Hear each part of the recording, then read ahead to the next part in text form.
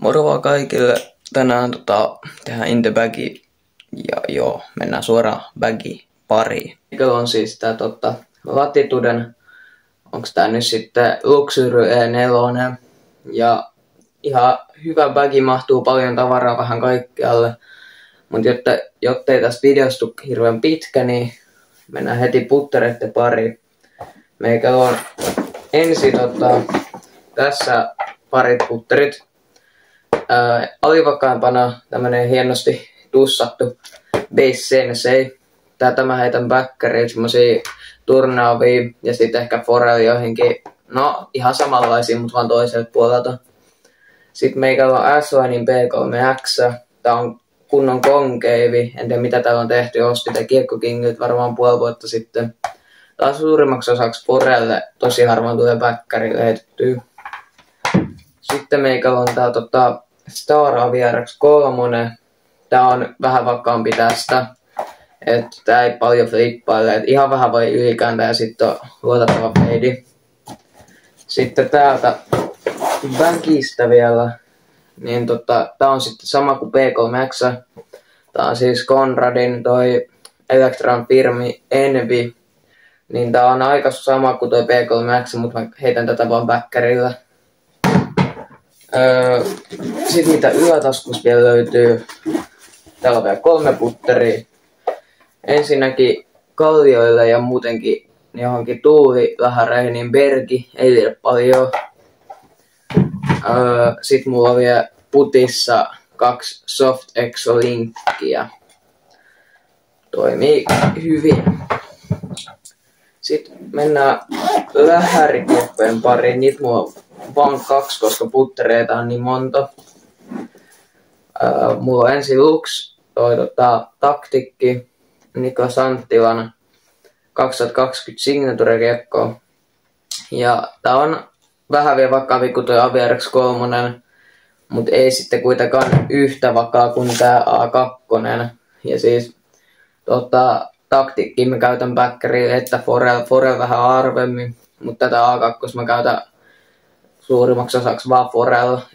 En mä tykkää heittää niin ylivakaat kiekkoja backkariin, mitä tää on, koska mun normaali lähtökulmakiekossa on tommonen about tai tommonen. Mulla on aika alivakaat kiekkoja, sen takia bagi täynnä, mä tykkään heittää hiljempaa jotain alivakaampia. Esimerkiksi tätä näin, MD2 D-Line. Hyvin alivakaa. Mä voin heittää joku 50% tehoa tommoseen. Se suoristaa koko matka, ottaa jonkun ehkä jopa late flipin ja sitten vielä pikkufeidi. Tai sit mä voin heittää tämän täysiä taivaalla tommosessa ja se kääntää koko matka oikealle. M4400G. Tää on sitten taas vähän suorempi kuitenkin. Tää on vanha runi ja tää on tosi kulunut, niin tää on semmonen, että kun heittää flattina, niin se kääntää koko matka oikealla backkärillä. Forella mä tykkään tätä enemmän heitellä semmosiin niinku hyssäflippeihin, jotka sit ottaa vielä lopussa pikkufeidi, mut backkariin mä heitän semmosia sweepaavia hyssejä ainoastaan. Sitten M4400 Turku Open Stampilla. Tää on semmonen, että mä en vielä tätä ole paljon päässyt heittelemään, mutta tää on aika suora, että pikku ottaa flippiä ja sitten tulee takaisin. Aika suorahko. Sitten ihan vähän siitä vielä vakaampi on Aero Samurai 4 eli Chroma MD3. Täällä mä tykkään heittää jotain pikku antsaflexejä tai sitten vaan semmosia suoria, jotka feidaa. Sioi midarit. En mä tarvi ylivakaampaa kuin toi MD3 sen takia, koska tosiaan mulla lähtee aina hyssäsi ja mulla on muutenkin taktikki ja A2 niin vähän siitä midareina myös. Sitten peirueihin, niin ekana onks tää mikä tää muovi on? Onks tää nyt Veep Underworldi? Tää on todella alivakaa kikkaheittoihin ja siis forelma tää suurimmaksi osaksi heitä, että mä tykkään heitellä jotain backkari antsafleksi väliin hyssässä forella sille, että ottaa late flipi ja joo, en mä tiedä. Tää on vähän semmonen forekiekko. Harvemmin backkariä tulee heitettyä. Sitten on Essence. Niin tätä kun heittää täysiä backkariä, niin kääntää aika paljon oikealle, mutta siinä löytyy kuitenkin se lopusuoristus, ei ole kauhean kova vastis. Ja forella mä heitän tätä semmosia hyssäflippeihin tai sit semmosia suoria vähän isommasta hyssästä. Sitten S-line FD. Tätä mä tykkään heittää ainoastaan backerilla. Mä heitän tommosessa kulmassa usein, että jos ajatellaan, että useat pro-pelaajat esimerkiksi Discmania tykkää heittää PDtä semmosena suorana, joka feidaa tai sweepaa vähän hysseen, niin ne heittää aina flattina, niin tällöin tää on samalla tavalla kuin ne, mutta mä heitän tän vaan tämmöisessä hyssässä, niin se sweepaa tällä. En mä tiedä, osaanko mä selittää oikein, mihin me käytetään, mutta kuitenkin tarkka kiekko ja heitä hiljaisella teholla. Sitten Phantom Swordi Star-muovilla. Tää on vähän vielä vakkaampi kuin tuo, ei paljon, mutta tää on vähän nopeampi ja sit tää on niinku täydellinen PD käytännössä. Et niinku pikku hyssä, ripauttaa, menee pitkään suoraan oikealle, sit pikku palautus. Tai sit forella semmonen, tää on sama kuin Essen se forel, mutta tää ei vaan flippaa, se on se ero. Ja tää ei pidä ihan niin hyvin, eikä yritä taistella vastaan niin paljon sitä feidiä. Sitten Opto Saintti. Tää on yllättävän vakkaa. Mä olin olettanut, että tää on paljon alivakkaampi, mutta ei. Tän kun heittää flattina, niin tää ihan vähän kääntää yli. Ja sitten on semmonen tosi liitävä feidi. Että tää menee kans pitkälle tarkkaan. Harvoin mä tätä käytän, mutta esimerkiksi Luolavuoren 13 on semmonen, mihin mä käytän tätä. Sitten Nordic Venom. Tää on Special Blend S-Line PD. Tätä mä käytän aika samoihin kuin mutta jos ei halua ihan niin paljon liitoa ja haluu vähän enemmän vasuria ja nopeammin vasuria, niin sitten tää on parempi. Forella ehkä joskus, mutta harvoin mä tätä käytän. Tää on niinku käytännössä täytteenä väkissä. Sitten FD3, uusi.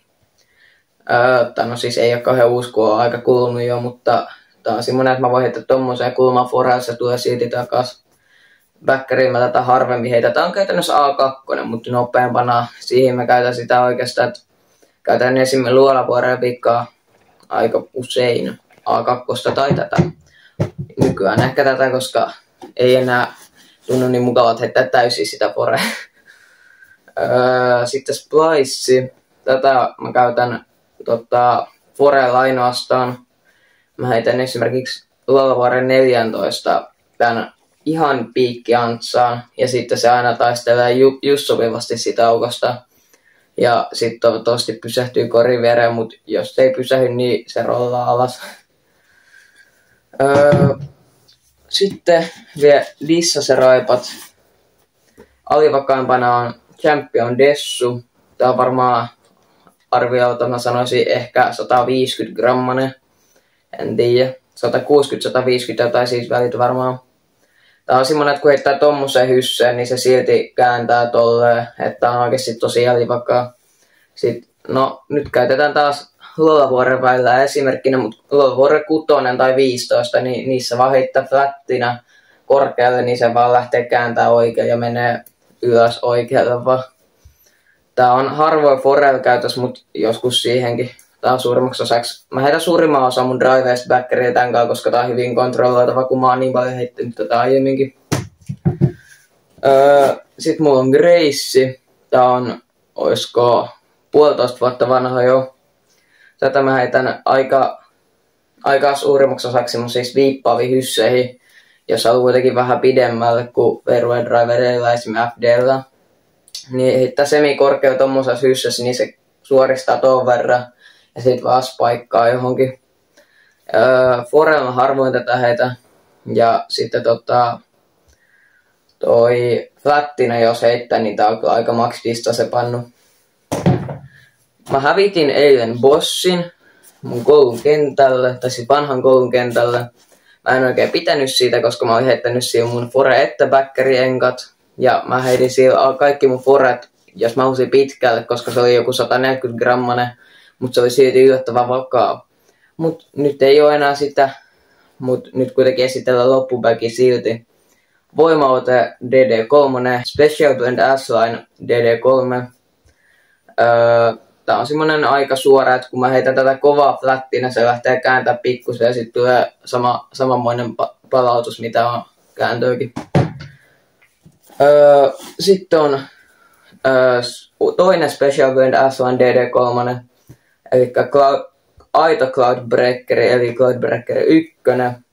Tää tässä on semmonen, että vähän vakaampi kuin toi, että tää ei käännä oikein yli. Ihan vähän jos flattina heittää, harvoin mä kyllä tätä flattina heitän. Tää on vaan käytännössä samanlaisia heittäjiä kuin mitä mä käytän Gracea, eli sweeppaaviin hysseihin, mutta ei vaan sweeppaa niin paljon. Ja tää on ehkä vähän kevyempi. Mut mä tykkään heittää tätä aika paljon hyssäs, mutta jos heittää flattina, se saattaa vähän kääntää ja sit tulee takas. Tää on aika semmonen, että niinku, täällä pysyy hyvin fairwaylla, mutta täällä on kuitenkin ihan hyvä distanse. Sitten mulla on vielä täällä yksi DD3. Tää on S1 DD3. Tää on vähän painavampi kuin toi, että muuten on ihan identtinen tohon Cloudbreakeriin, mutta kun tää on niin paljon painavampi, no ei oikeasti varmaan kuin 5 grammaa, mutta sekin vaikuttaa niin paljon, että tää on niin painavaa, että en mä tätä tykkää oikein heittää, kun tää vaan feidaa. Ja tää lentää aika samalla tavalla kuin toi, mutta mä en tiedä mikä siinä on. Tää tuntuu huonolta käteen, kun tää on vähän painavampi. Ja tää lentää vähän erikoisesti, en mä tiedä. Mut kuitenkin tää on semmonen, että jos tulee vastatulli, niin mä heitän tätä mieluummin.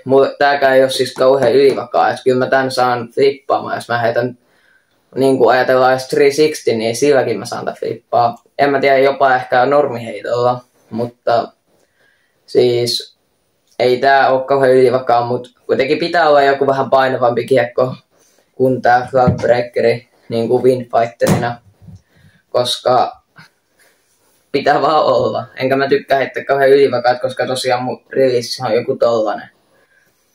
Mutta joo, siinä oli Interbagi. Toivottavasti mun selitykset oli edes yhtä fiksun kuuluisia. Musta ainakin kuulosti itestä mun päässä, että ne kuulostaa ihan hito tyhmiltä. Mut kiitos kun katsotte videoa, toivottavasti nautitte. Se olisi moro.